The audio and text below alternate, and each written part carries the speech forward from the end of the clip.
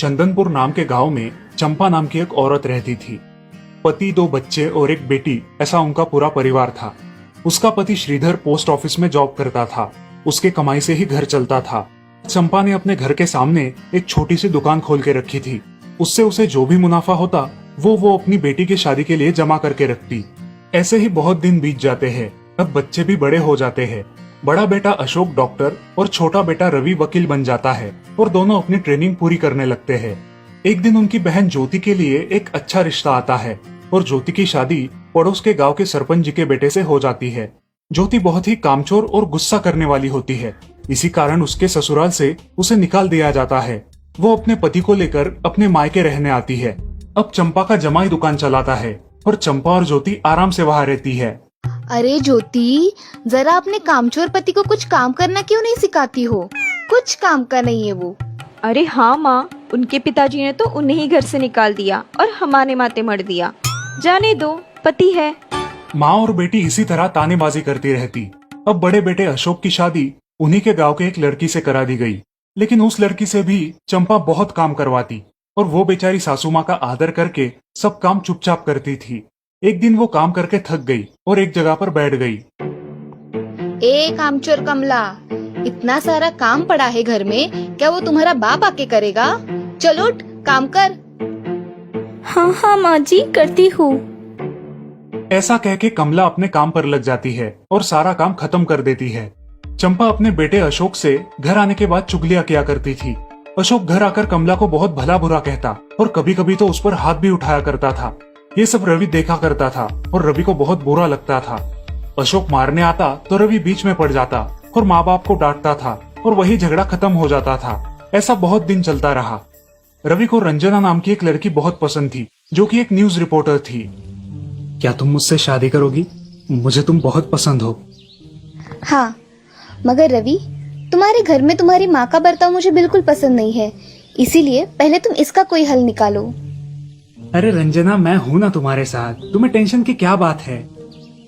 मगर रवि, तुम भी अगर मुझे मारने पीटने लगे तो मैं तुम्हें कोर्ट में खींचूंगी। अरे हाँ बिल्कुल, वो तो तुम्हारा अधिकार है। अगले दिन रवि अपने घर में रंजना के बारे में बताता है। रवि की माँ चंपा उसे साफ मना कर देती है। रवि, तुम्हें कुछ समझ आता है या नहीं? अपनी बिरादरी की लड़की से शादी करो बेटा। इस घर में ये आखिरी शादी है और मेरे भी कुछ अरमान है बेटा। अजी, आप कुछ कहते क्यों नहीं? हाँ बेटा, तुम्हारी माँ सही कह रही है, तुम इसकी बात मान जाओ बेटा। नहीं पापा, मैं शादी करूंगा तो सिर्फ रंजना से, वरना मैं शादी नहीं करूंगा। सब चुप हो जाते हैं। अगले दिन रवि मंदिर से शादी करके घर आता है। सब अचरज से रवि की ओर देखते हैं और चुपचाप अपने कमरे में चले जाते हैं। कमला उन दोनों का स्वागत करती है और वो दोनों अपने कमरे में जाते हैं। कैसे लगा मेरा घर? अच्छा है, मगर सब मिलजुल के रहे तो और भी अच्छा होगा। रंजना, तुम्हें मेरी माँ को सबक सिखाना होगा, तभी घर के सारे सदस्य ठीक हो जाएंगे। ठीक है रवि, जैसा तुम चाहो। अगले दिन रंजना अपने घर के मंदिर में पूजा करने जाती है। तभी रुको, मेरे भगवान के मंदिर में तुम मत आओ, जाओ यहाँ से। ये कहकर सास रंजना को वहाँ से भगा देती है और घर के किसी भी काम को करने से मना कर देती है। तब क्या माँ जी, आज से मैं इस घर की बहू हूँ। इस घर पे मेरा भी उतना ही अधिकार है जितना कि आपका। क्या बोल क्या रही हो? निकल जाओ मेरे घर से। खबरदार अगर हाथ भी लगाया तो। पता है ना, मैं न्यूज रिपोर्टर हूँ। रातों रात खबर छाप दूंगी और कोर्ट के चक्कर लगेंगे वो अलग, समझिए आप। सास चुपचाप देखने लगी और उसकी बेटी और ससुर भी देखते ही रह गए। रंजना ने कमला से कहा, दीदी, मुझे आपसे काम है, आप मेरे कमरे में आइए। और हाँ, आज से खाना ज्योति दीदी आप बनाएंगी। अरे माँ, तुम कुछ बोल क्यों नहीं रही हो? ये मुझे काम करने को बोल रही है। अजी, सुनते हो? चलो मेरी मदद करो। हाँ आता हूँ। ज्योति किचन का काम करने चली गई और सास बाहर का काम करने लगी। रंजना कमला को लेकर अपने कमरे में गई और उससे कहा, कमला दीदी, आप कुछ कहते क्यों नहीं? आप चुपचाप सह लेती हो, उसका ये नतीजा है। अब देखो दीदी कैसे काम कर रही है। आप कुछ काम करती थी क्या शादी के पहले? नहीं रंजना, मगर अब घर से ही अपना खुद का कुछ व्यवसाय शुरू करने का सोच रही हूँ। बहुत अच्छे दीदी, अब आप किसी से मत डरिए, हम हैं आपके साथ। सच में किसी के साथ होने का कितना महत्व होता है। अब उसकी सासू माँ ही घर के सारे काम करने लगी थी और ज्योति को काम करवाने की वजह से ज्योति भी अपने ससुराल जाने की सोच रही थी। अजी, यहाँ तो काम वाली से भी ज्यादा बुरी हालत हमारी हो गई है।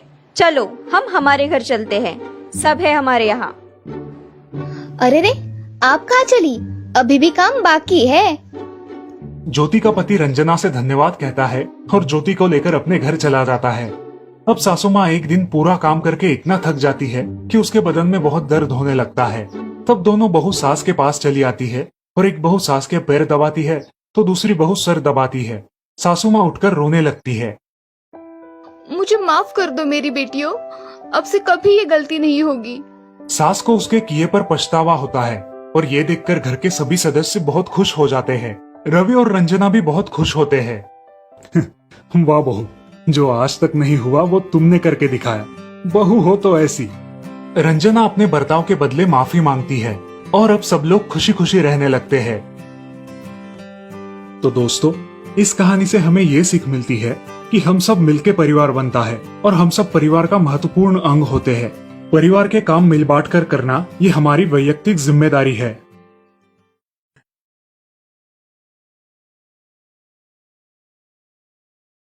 कई बरसों पहले एक राजा था जिसके राज्य में एक अनोखा सेब का पेड़ था। वो सबसे अलग इसलिए था क्योंकि उस पर सोने के सेब लगते थे। राजा का एक वफादार माली हर रोज उन सेबों को गिनता था और राजा को बताता था। लेकिन अचानक एक दिन एक सेब चोरी हो गया। माली से ये वार्ता सुनकर राजा क्रोधित हो गया। चोर को हम जरूर सजा देंगे। उस रात माली ने अपने बड़े बेटे को सेब की रखवाली करने के लिए रखा, लेकिन बीच रात में ही वो सो गया। दूसरे दिन सुबह फिर से एक सेब कम था। आज मैं अपने दूसरे बेटे को सुरक्षा के लिए रखूंगा।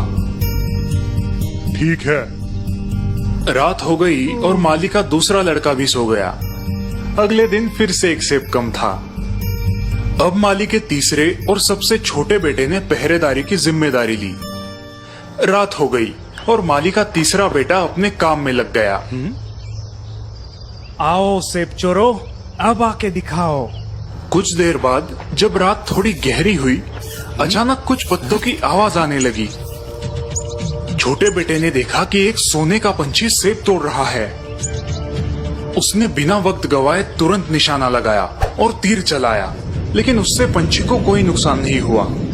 वो पंछी उड़ गया और उसकी पूंछ से एक सोने का पर गिरा। सोने का पर सुबह राजा के सामने पेश किया गया और सभी मंत्रियों को राज दरबार में बुलाया गया। सभी मंत्री उस सुनहरे पर को देखकर चकित हो गए। इस एक पंख से मेरा क्या होगा? मुझे तो पूरा पंछी चाहिए। मेरे दरबार में ऐसा बहादुर कौन है जो मेरे सामने पंछी को पेश करे? माली का बड़ा बेटा आगे आया और उसने इसकी जिम्मेदारी उठाई। शाबाश। माली का बड़ा बेटा जंगल की ओर उस सोने के पंछी की तलाश में चल पड़ा। वो जंगल के रास्ते गुजर ही रहा था कि तभी उसने बीच रास्ते में एक लोमड़ी को देखा। उसे देखकर लड़के ने अपने तीर से उस पर निशाना लगाया। कृपा करके मुझे मत मारो, मैं तुम्हारे काम आ सकती हूँ। तुम उस सोने के पंछी की तलाश में निकले हो ना? हाँ।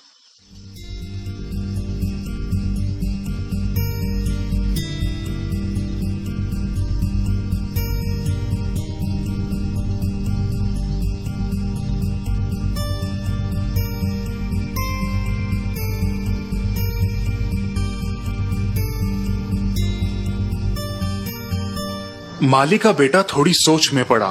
उसे लगा कि यह लोमड़ी की कोई चाल होगी, इसलिए उसने लोमड़ी पर तीर चलाया, लेकिन वो चूक गया और लोमड़ी वहां से भाग गई। माली का बेटा अपने रास्ते चल पड़ा। आगे जाकर उसे एक महल और झोपड़ी दिखाई दी जो बिल्कुल उस लोमड़ी ने कही वैसी ही थी। उसने देखा कि महल की तरफ लोग गा रहे थे, नाच रहे थे और बढ़िया खाना खा रहे थे। वही दूसरी तरफ गरीबी और उदासीनता नजर आ रही थी। ये देखकर उसने सोचा, अगर मैं इस झोपड़ी वाले घर की तरफ गया तो ये मेरी बहुत बड़ी बेवकूफी होगी। इसलिए वो उस महल की तरफ गया जहाँ उसने खाया पिया और आराम किया।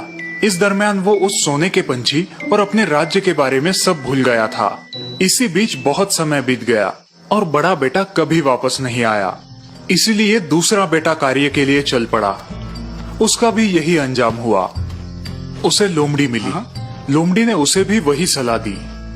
लेकिन वो जब गांव पहुंचा तब उसे उसके भाई ने महल की तरफ बुलाया और वो भी अपने भाई की तरह पंछी और राज्य को भूल गया। समय बीतता गया। अब सबसे छोटा बेटा भी सोने के पंछी की तलाश में निकल पड़ा। मुझे जाने दो पिताजी। लेकिन माली अपने दो बेटों की तरह अब इस बेटे को भी नहीं खोना चाहता था। पिताजी, मैं वापस लौटूंगा, मेरा यकीन कीजिए, मुझे जाने दीजिए। ठीक है, लेकिन अपना ख्याल रखना। माली का छोटा बेटा जंगल की तरफ चल पड़ा। रास्ते में उसे वही लोमड़ी मिली जो उसके भाइयों को मिली थी। उस लोमड़ी ने उसे भी वही सलाह दी। अगर तुम अपने मंजिल तक पहुंचना चाहते हो तो झोपड़ी में जाओ। अपनी सलाह के लिए शुक्रिया दोस्त। मेरी पूंछ पर बैठो, तुम जल्दी पहुंच जाओगे। जल्द ही वो गांव पहुंचे। छोटे बेटे ने उस झोपड़ी में ही रात बिताई। जब सुबह हुई तो वो लोमड़ी वापस आई। अब उसने और एक सलाह दी। अब सीधे आगे बढ़ना, तुम्हें एक किला दिखाई देगा जहाँ बहुत सारे सैनिक गहरी नींद में सोए रहेंगे। उनकी तरफ ध्यान बिल्कुल मत देना। किले के अंदर जाना, वहाँ तुम्हें एक कमरा दिखाई देगा जहाँ सोने का पंछी एक लकड़ी के पिंजरे में बंद होगा। उसके ठीक सामने एक सोने का पिंजरा भी होगा, पर तुम उस पिंजरे को बदलने की कोशिश मत करना, वरना पछताओगे। लोमड़ी ने फिर एक बार अपनी पूंछ फैलाई और नौजवान लड़का उस पर सवार हो गया। दोनों किले के पास पहुंच गए। लड़का किले के अंदर गया जहां उसे लोमड़ी ने कहा हुआ कमरा दिखाई दिया और वो सोने का पंछी भी। इस खूबसूरत पंछी को ऐसे लकड़ी के पिंजरे में रखना अच्छी बात नहीं है। जैसे ही लड़के ने पिंजरे को बदलने के लिए दरवाजा खोला, पंछी चीखने लगा और उसकी आवाज से सैनिकों की नींद खुल गई। उस लड़के को कैदी बनाया गया। दूसरे दिन सुबह उसे दरबार में पेश किया गया। वहां उसे मौत की सजा सुनाई गई। मेरे सरकार, कृपा करके मुझ पे दया कीजिए। मैं तुम्हें एक ही शर्त पर छोड़ूंगा। जाओ, मेरे लिए वो सोने का घोड़ा ले आओ जो तूफान जैसे तेज दौड़ता है। तभी मैं तुम्हारी सजा माफ करूंगा और वो सोने का पंछी भी दे दूंगा। उसने फिर से अपना सफर शुरू किया। तब रास्ते में उसे अपनी दोस्त लोमड़ी मिली। तुमने देखा ना क्या हुआ मेरी सलाह ना मानने का नतीजा। तुम एक अच्छे लड़के हो, इसलिए उस सोने के घोड़े को ढूंढने में मैं तुम्हारी मदद करूंगी। तुम सीधे जाना, फिर तुम्हें एक किला नजर आएगा जहाँ वो घोड़ा अपने टेंट में खड़ा होगा। उसकी देखरेख करने वाला गहरी नींद में सो रहा होगा। घोड़े को चुपचाप वहां से छुड़ा लेना, पर उस पर पुराने चमड़े का सैडल डालना मत भूलना और उसके पास ही पड़ा सोने का सैडल बिल्कुल मत लेना। सब कुछ सही जा रहा था। घोड़े को देखकर लड़का बोला, मैं इसको सोने का सैडल दूंगा, इसका हक बनता है। जैसे ही लड़के ने सोने के सैडल को हाथ लगाया, उसकी देखरेख करने वाला जाग गया। रक्षक दौड़ के आए और उसे गिरफ्तार कर लिया। अगले दिन फिर उसे मौत की सजा सुनाई गई और उसने फिर दया की भीख मांगी। तुम खूबसूरत राजकुमारी को मेरे सामने ले आए तो मैं तुम्हारी जान बख्श दूंगा। फिर तुम वो पंछी और घोड़ा अपने पास रख सकते हो। लड़का फिर अपनी राह चल पड़ा और उसे फिर लोमड़ी मिली। अगर तुमने मेरी बात मानी होती तो तुम्हारे पास पंछी के साथ साथ घोड़ा भी होता। मैं तुम्हारी फिर से मदद करूंगी। यहाँ से आगे जाकर तुम किले में पहुंच जाओगे। वहां तुम्हें राजकुमारी मिलेगी, उसके हाथ को थाम लेना। मध्य रात्रि को राजकुमारी नहाने जाती है, तब वो तुम्हें रास्ता बताएगी। पर ध्यान रहे, तुम उसे माँ बाप के पास विदाई देने मत जाने देना। लोमड़ी और लड़का किले के पास पहुंच गए। लोमड़ी ने जैसे कहा था, लड़के ने ठीक वैसे ही किया। मध्य रात्रि को वो राजकुमारी के साथ निकला, लेकिन निकलते निकलते राजकुमारी ने रोते हुए कहा कि उसे अपने पिताजी से मिलना है। आखिर लड़के ने उसकी बात मान ली, लेकिन जैसे ही वो अपने पिताजी से मिलने आई, लड़के को फिर से कैदी बना लिया गया। तुम मेरी बेटी को तब तक नहीं ले जा सकते जब तक तुम सामने वाले पहाड़ को 8 दिन में तोड़कर नहीं हटा दे। वो पहाड़ इतना विशाल था कि लड़का अकेले वो काम नहीं कर सकता था। 7 दिन होने के बाद भी वो पहाड़ का कुछ ही हिस्सा तोड़ पाया। निराश होकर वो वहां पर बैठा ही था कि तभी अचानक उसकी दोस्त लोमड़ी वहां पर आ गई तुम सो जाओ, मैं ये तुम्हारा काम कर देती हूँ। और सुबह होते ही पहाड़ गायब था। राजा ने खुशी खुशी उसे अपनी बेटी सौंप दी। नौजवान और राजकुमारी वहां से चल पड़े। रास्ते में उनकी मुलाकात फिर से उसी लोमड़ी से हुई। अब तुम तीनों को ले जा सकते हो, राजकुमारी, घोड़ा और पंछी भी।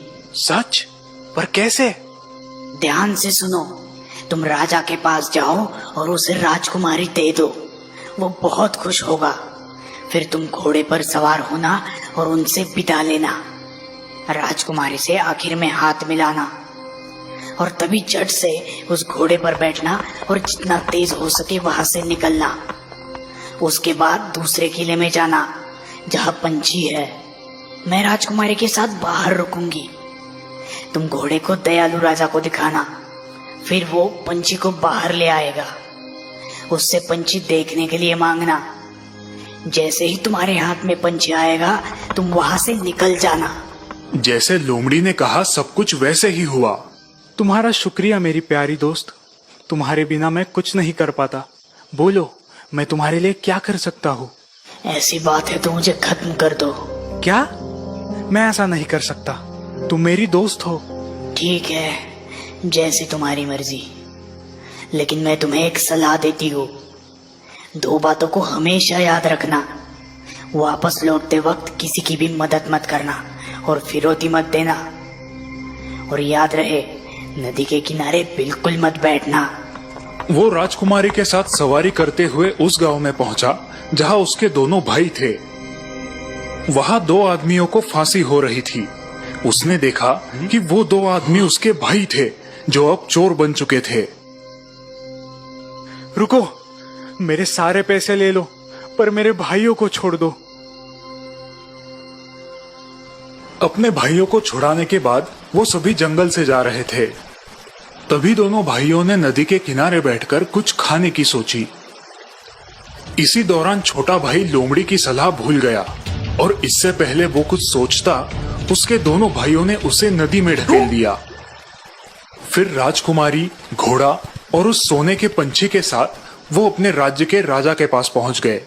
महाराज की जय हो। महाराज, हम सोने के पंछी को ले आए हैं। हमने हमारी मेहनत से उसे जीता है। फिर शाही जश्न की तैयारी की गई, लेकिन इस बार घोड़े ने कुछ नहीं खाया, पंछी ने गाना नहीं गाया और राजकुमारी तो रोते ही जा रही थी। छोटा बेटा नदी में गिर गया था, लेकिन किस्मत से नदी सूखी थी। लेकिन नदी का किनारा इतना सीधा था कि वो ऊपर नहीं चढ़ पा रहा था। तभी उसकी दोस्त लोमड़ी फिर से वहां पर आ गई। अगर तुमने मेरी बात याद रखी होती तो आज ये हालत नहीं होती। फिर भी तुम मेरे दोस्त हो, मैं तुम्हें यहाँ नहीं छोड़ सकती, इसलिए मेरी पूंछ जल्दी से कस के पकड़ो। तुम्हारे भाइयों ने तुम्हारे लिए पहरेदार रखे हैं, वो तुम्हें देखते ही मार देंगे। फिर लड़के ने एक गरीब आदमी का वेश धारण किया और राजा के दरबार में पहुंच गया। जैसे ही घोड़े ने उसको देखा, उसने खाना शुरू किया, पंछी ने गाना शुरू किया और राजकुमारी तो बहुत खुश हो गई। फिर वो राजा के पास गया और राजा को पूरी हकीकत बता दी। उसके दोनों भाइयों को सजा सुनाई गई।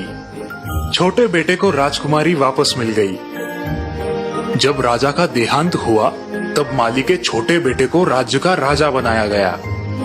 कुछ दिन गुजरने के बाद वे दोनों फिर से जंगल की तरफ गए। वहां लड़के को उसकी पुरानी दोस्त लोमड़ी मिली। उसने फिर उसे गुजारिश की कि वो उसे खत्म कर दे। मेरे प्यारे दोस्त, मुझ पर कृपा करो और मुझे खत्म करो, मुझे मुक्ति दिला दो। छोटे बेटे ने दुखी मन से हाँ कर दी। जैसे ही लोमड़ी की मौत हुई, वो एक आदमी में बदल गई। वो आदमी और कोई नहीं बल्कि राजकुमारी का भाई था, जो पिछले कई सालों से गुम था।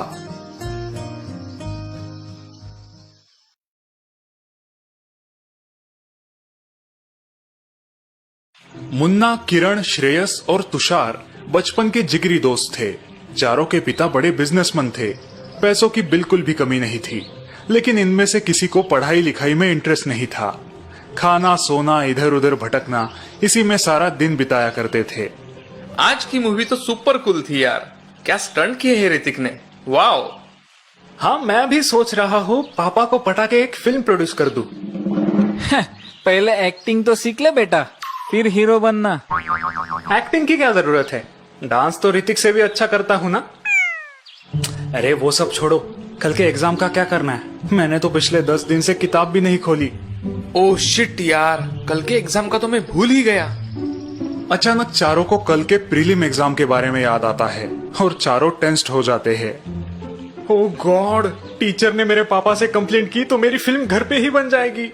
हाँ यार, मेरे पापा तो मेरा पॉकेट मनी, बाइक सब बंद कर देंगे। चिल डूड, क्यों इतना पैनिक हो रहा है?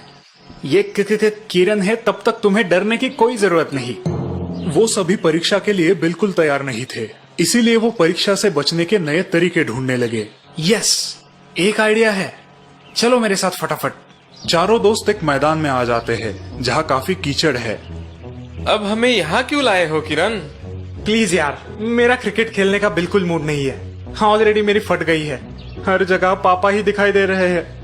ओम शांति ओम। सब अपने अपने कपड़ों पर ये कीचड़ लगाओ। हैं? कहीं तुम पागल तो नहीं हो गए? अरे लगाओ तो। किरण के कहने पर उन चारों दोस्तों ने बिना सोचे समझे अपने कपड़ों पर कीचड़ लगा लिया। इस प्रकार गंदे हालत और पसीने से लथपथ चारों दोस्त अपने टीचर के घर पहुंच जाते हैं। अरे ये क्या हालत बन गई है तुम्हारी बच्चों, सब ठीक तो है?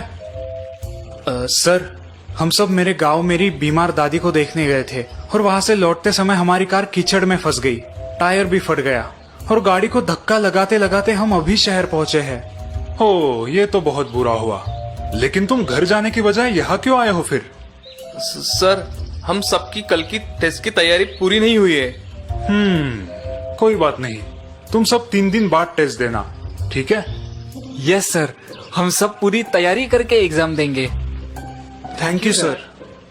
3 दिन बाद सब बच्चे पढ़ाई करके एग्जाम के लिए क्लास में पहुंचते हैं। सर, हम एग्जाम के लिए रेडी है। वेरी गुड, लेकिन तुम सबको अलग अलग क्लासरूम में बैठना होगा। टीचर हर एक बच्चे को अलग अलग क्लासरूम में बिठा देते हैं। सब बच्चे आश्चर्यचकित हो जाते हैं, लेकिन पेपर सॉल्व करने लगते हैं। पेपर में सिर्फ 2 सवाल है। पहला, योर फुल नेम, और दूसरा सवाल है, कार का कौन सा टायर फट गया था?